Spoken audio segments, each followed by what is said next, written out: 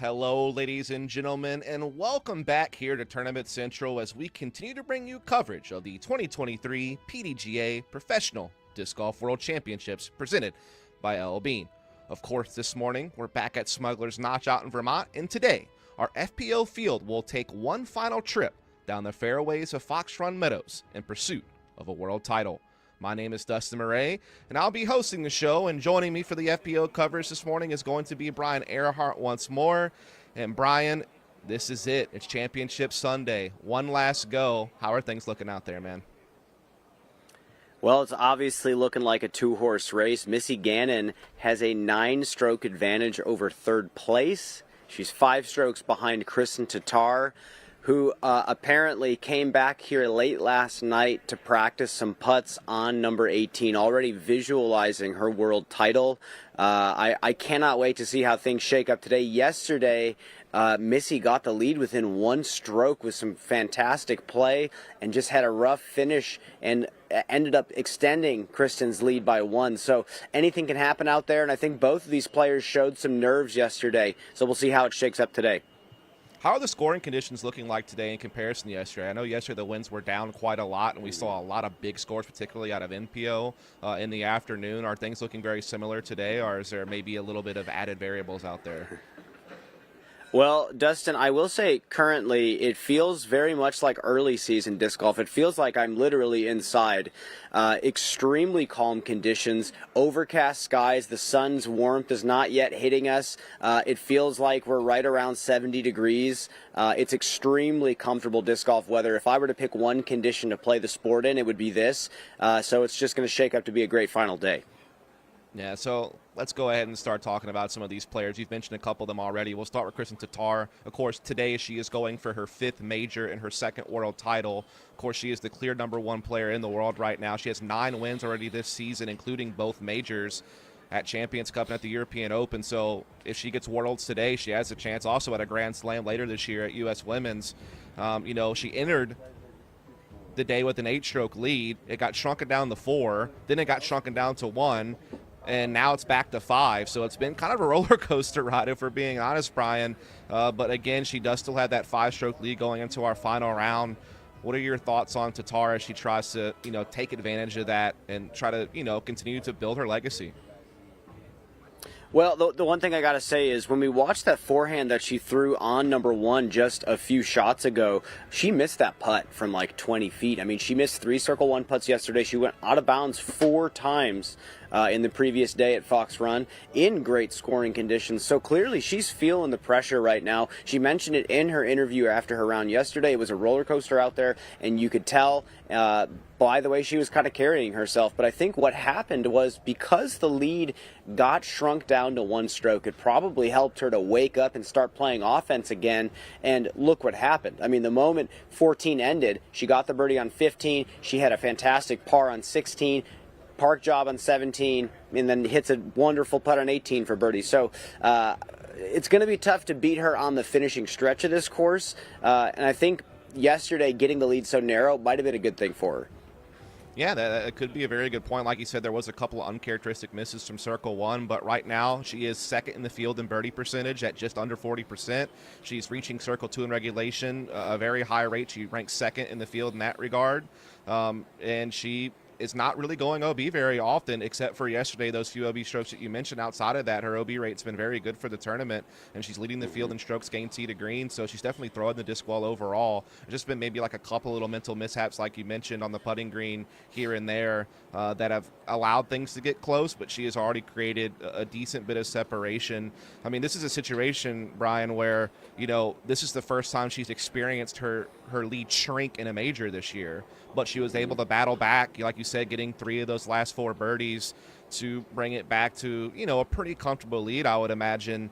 Is there anything that I guess Tatar needs to be concerned with today? Your leader going, or do you feel like it should just be business as usual? Final rounds of the World Championships, at least from what we've seen, is never business as usual. Obviously today it's a little bit different because there's only really 2 players that have a chance of winning a world title today, pending some sort of once in our sports history disaster. I think for Kristen, she just needs to not feel comfortable. She can't sink into some cushy lead and then get lackadaisical out there. And I bet I've never been in Kristen Tatar's shoes, but I can only imagine if you're winning this much, this easily, it's probably tough to continue feeling that sense of urgency to start pressing. And I think that's probably what happened to her a little bit at the European Championships. The pressure of starting to feel too comfortable started to weigh on her. You could see that kind of happening after the first 2 rounds when she had that rough round at Brewster. Yeah, I mean, she checked it up to luck, or chalked it up to luck, but I saw a lot of shaky play out there from her, and I think it was very unfocused. She came back and kind of had a similar situation early on at Fox Run. But again, once the pressure started to mount, once Missy started to press, Kristen goes, oh yeah, I am the best player in the world, and then goes 3 for 4 to finish. So I think if she can just start out the round with that sense of urgency, sounds like she was already developing it last night when she was here in the dark practicing, it's going to be no problem.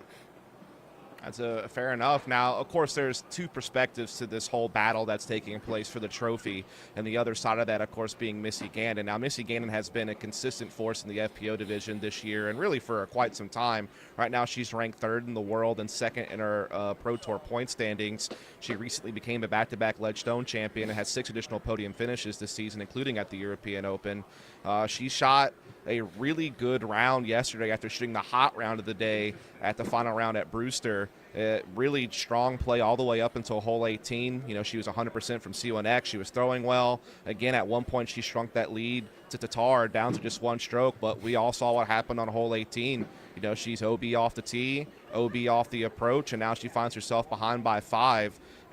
You know, overall, she's leading the field in birdie percentage. So, I mean, that's a good stat for her. She's also sitting in the top 5 for reaching, you know, the putting green very effectively. You know, she's top 5 C1X putting and Circle 2 putting, as well as reaching both circles in regulation. So she's definitely got some good things going for her. How do you shake off what happened on 18, Brian? Well, I think she said it very well in her interview yesterday. She just said, you know what, that's how disc golf goes sometimes. And she's going to move on and hopefully put her next shot in bounds. And I think what happened yesterday, she said it very well. She said she threw a good line. And even I was standing behind the tee, thought the shot she threw was fantastic. Got a weird little wind bounce. I think the wind direction changed, lifted the driver, and started sending it more left than any of us imagined. So it's just one of those things you have to shake off. And I think tomorrow, or that's today, I think all she has to do is exactly what she's been doing. I mean, the way she's been thinking about how she approaches this tournament is perfect. I don't care about anything other than striving for my goal, which is first place. The one thing I will say, there is a fundamental disadvantage on a few holes out here because she doesn't have the forehand that Kristen Tatar has, and it starts on this back stretch. The backhand flip over that she has to throw on 15 is one of the toughest, most technical drives on the tour if you don't have a forehand. She hasn't gotten the hole yet, and the shot to get there is extremely difficult. So when the pressure mounts, it's going to be tough to execute. And then the second shot on 18, Kristen's able to put that drive as close to the far left side as possible, which is the better miss.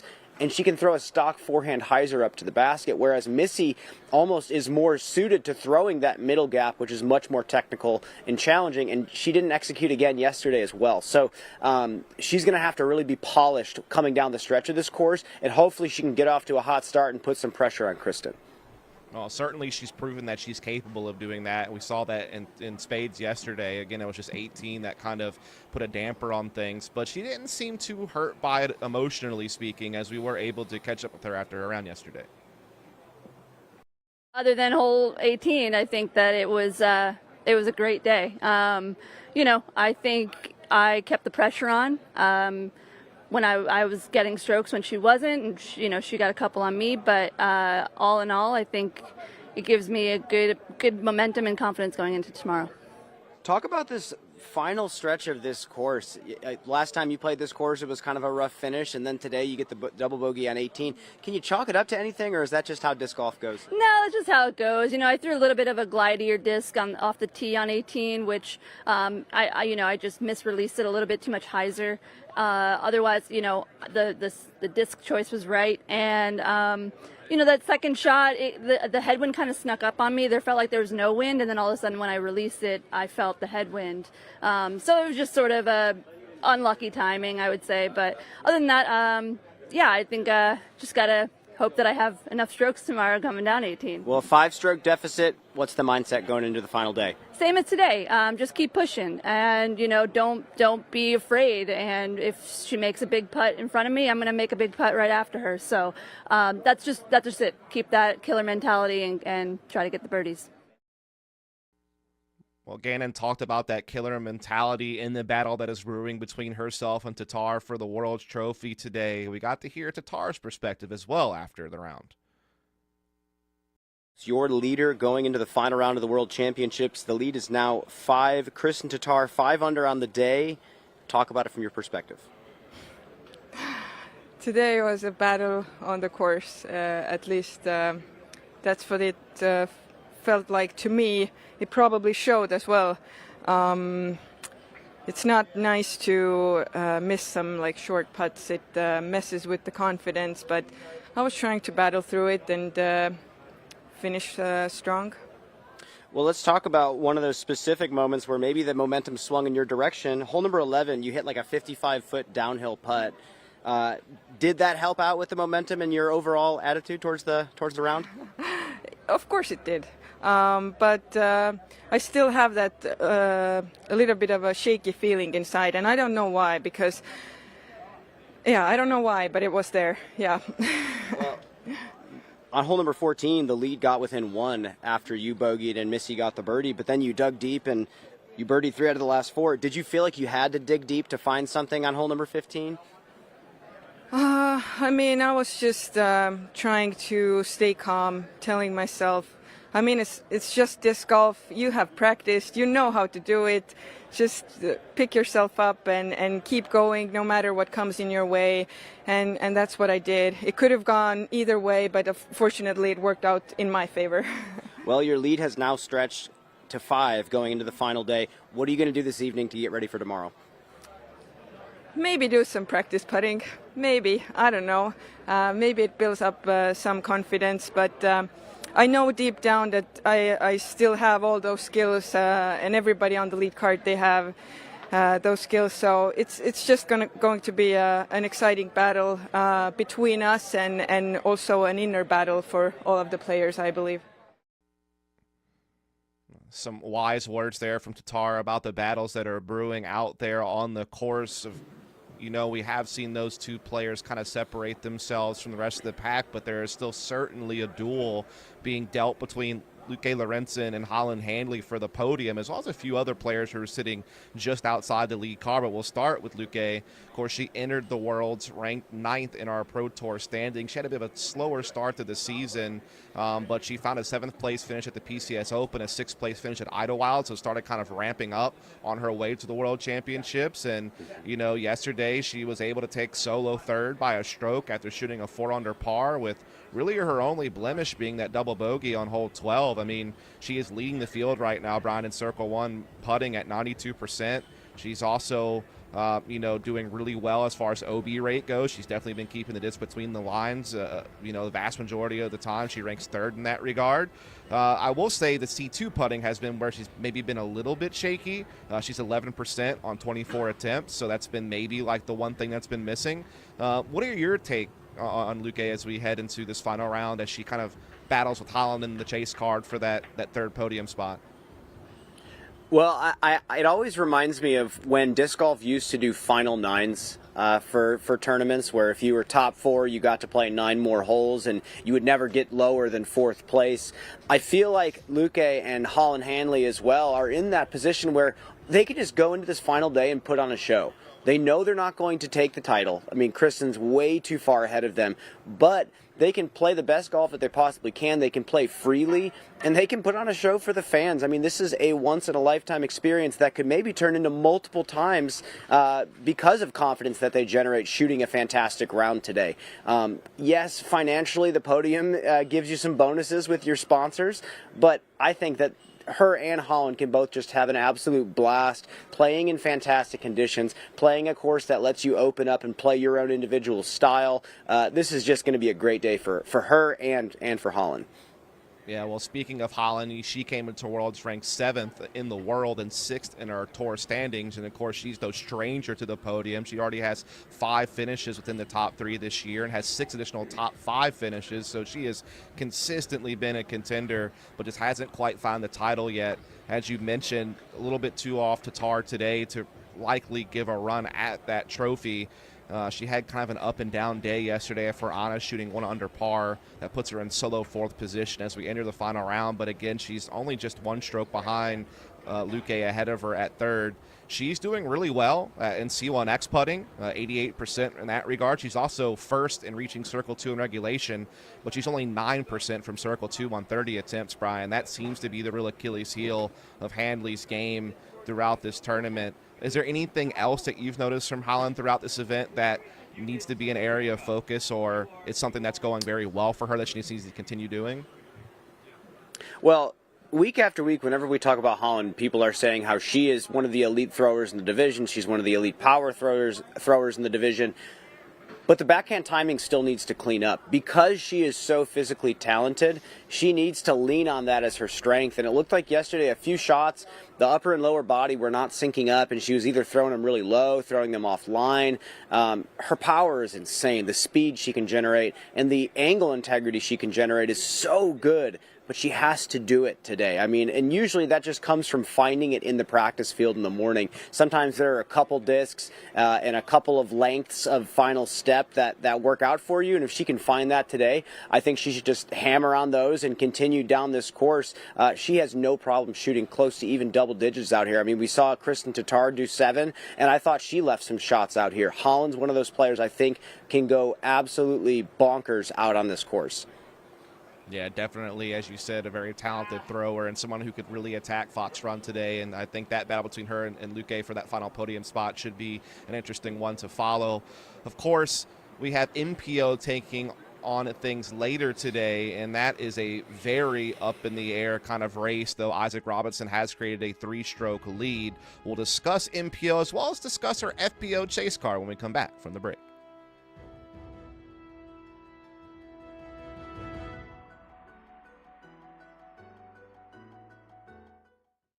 Friendship isn't defined by time spent together, but rather by moments shared. Moments that are warm, exciting, and new. When you're outfitted for all that's out there, even the ordinary becomes extraordinary. So here's to taking a moment to appreciate every moment, made outside together.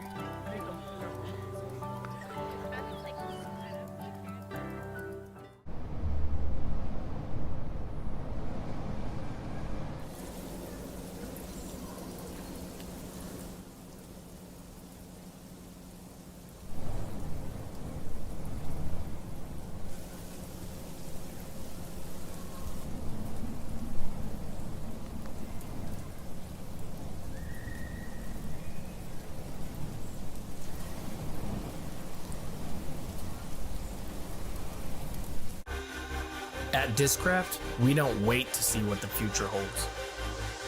We build it.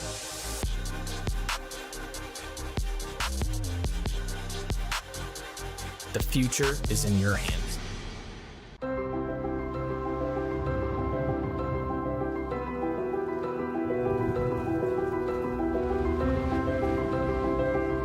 We're ready when you are. Come, discover Vermont.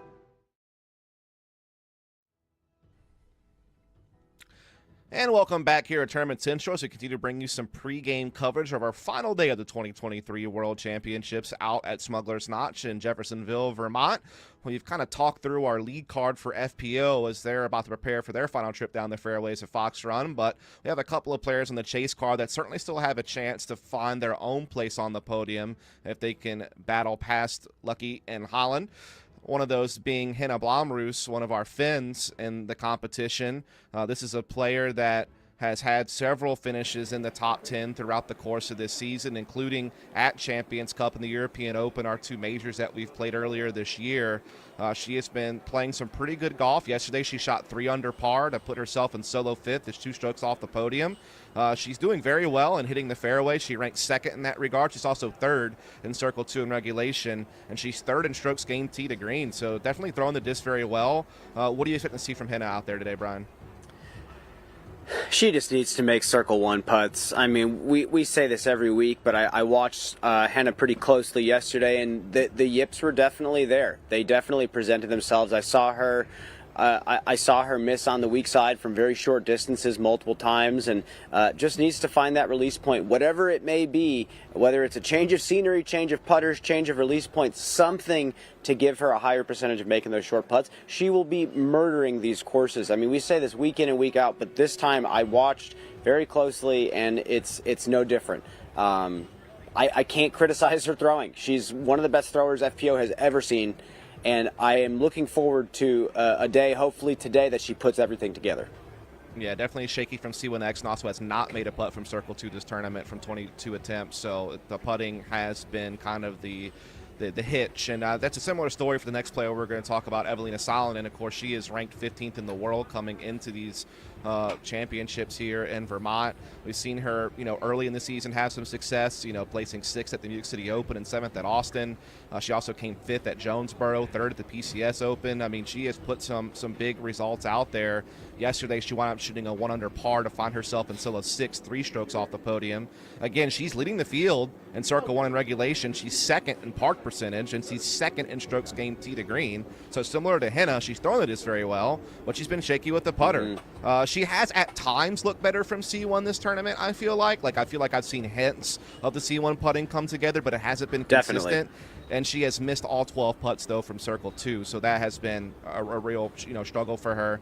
I guess, similar question posed to you then. I mean, what are we going to have to see from Salonen today if she wants to try to make a surge for that podium?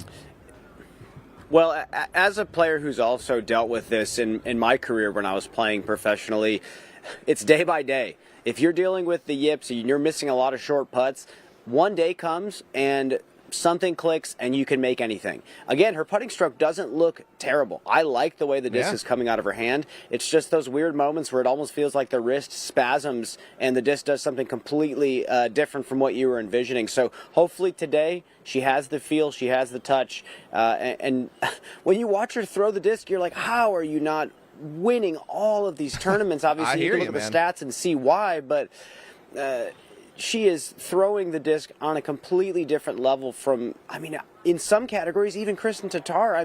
She is demolishing the field in some of these driving categories, and it's just a matter of time before, hopefully, the Circle 1 putt gets figured out. I don't even care if she makes a Circle 2 putt. If she can just go 80% from Circle 1, she's going to be consistently placing top 5, podium, and taking victories again like she used to on the tour. That is a fair conclusion, Brian. Thank you for your take there. But let's talk a little MPO, huh? Why don't we do that? So we haven't gotten to do that together just yet, but we have a battle brewing out in MPO where there's legitimately 10 players, I would say, that have a shot at winning this thing, though, of course, Isaac Robinson has put himself out in front. We got to hear from him and some of our other players in contention after their rounds yesterday. You just got to be in full-on attack mode. There's definitely going to be a bunch of people still in contention going in tomorrow, so you're going to have to shoot a hot one. You're in this position at a world championship. What is that pressure like? Do you embrace it? Does it get to you? It's definitely a lot of pressure, but I like it a lot. It makes it a lot more fun, I think, so I'm looking forward to tomorrow. As it stands right now, you have a little 2 next to your name on the leaderboard. Awesome. Yeah. What's your first thought process there? Hopefully it's a 1 tomorrow. I'm just taking it one shot at a time. I'm just trying to focus on each tee shot and each putt and just focus on what I need to do in the moment and not really think or get ahead of myself thinking about the round as a whole or even the tournament. How do you dare relax on the final night before Worlds? I don't know, Terry. I'll let you know when I find out. Well, we'll find out how well he can play soon, I'm sure, as, of course, he is currently ranked 2nd in our Pro Tour standings, and he did win the first major of the year at Champions Cup, and outside of that, he has found the podium multiple times, including very recently at Idlewild.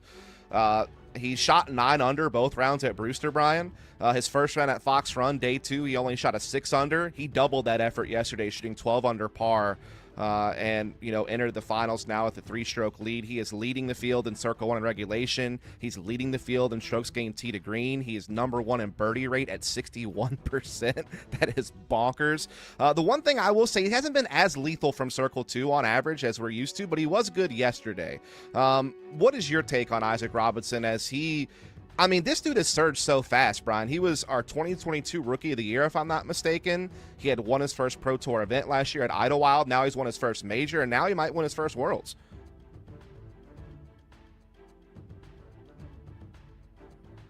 Seen after graduating college, hitting the tour right away. It was the putting that blew everyone away. He has such a unique putting stroke, and the range feels almost limitless. And it almost feels like he's at the arcade playing air hockey or something. There's almost no thought in when he throws a putt. And they're beautiful when they drop in the basket. So he got this reputation of being a guy that can save these great rounds because of his putter being so hot. But right now, the thing that I'm noticing most is he has one of the most versatile backhands that I've ever seen. Yes, he is very good at shaping the disc. He can control nose angle, wing angle. He throws all different speeds of disc extremely well. But the distance is way underrated. I think a lot of people sell him short in that regard, and he has plenty to get any of these holes out here at the course with ease. I think his backhand has been shining this week, and if he can get the putter going a little bit better, I mean, there's no stopping him. I see him charging to victory today. If he can just get the putter going a little bit more, there's going to be a lot of players gunning for that 12 under that he shot yesterday. And last year, I believe, when he came close to winning the GMC, he putt like 53% on the week from Circle 2. So he's going to have to channel some of that energy today if he wants to keep his lead. Yeah, I just want to echo, kind of what you said about his distance being underrated. I think people kind of pigeonholed him as a Woods player because of his Idlewild win last year, but I hope now that people realize after watching him find the podium at Jonesboro, the OTB Open in Des Moines, that this guy also has distance and can play out in the Open, and he showed that yesterday at Fox Run, shooting 12 under par, just 2 strokes off what was the record-setting round from Eagle McMahon at 14 under par, so definitely is going to be lethal from everywhere, and it'll be fun to watch him today. Another fun player to watch is going to be Evan Scott. I mean, this is kind of a dark horse story, right? I mean, he was ranked 48th in our Pro Tour standings coming into today. He had done well at some silver events. He came second at the Cascade Challenge. He won the Zootown Open. That was kind of an abridged event due to weather. But his biggest elite finish or higher this year actually just happened, Brian. It was 26th at Idlewild and Ledgestone, so maybe he was just ramping up at the right time, I guess you could say. This is only his second season on tour, but he's sitting in second place right now at the World Championships after shooting a clean 12 under par yesterday, putting him just 3 strokes off the lead. I mean, Brian, what can you tell me about this guy just, I don't want to say coming out of nowhere. I mean, that's a little unfair, but he's definitely a more obscure player than some of the rest that you normally see at the top, but he's putting on a brilliant performance.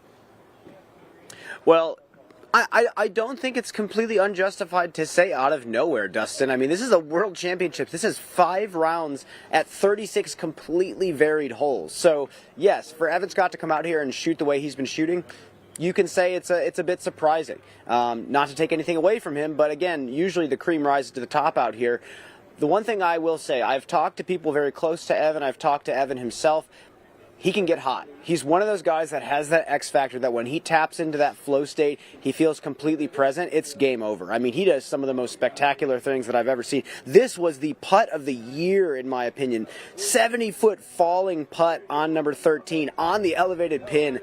Not many people in the world would even attempt that at the World Championship. So he's got the fire within him right now. He didn't even know he was in second place. Terry Miller had to tell him that he was in second. So I just think that Evan is right where he needs to be right now. He has every single shot to score well on both these courses. You don't need to throw overwhelmingly far, which is actually to his advantage. He can throw far, but he's definitely not elite in that category. But right now, whatever he's doing is working.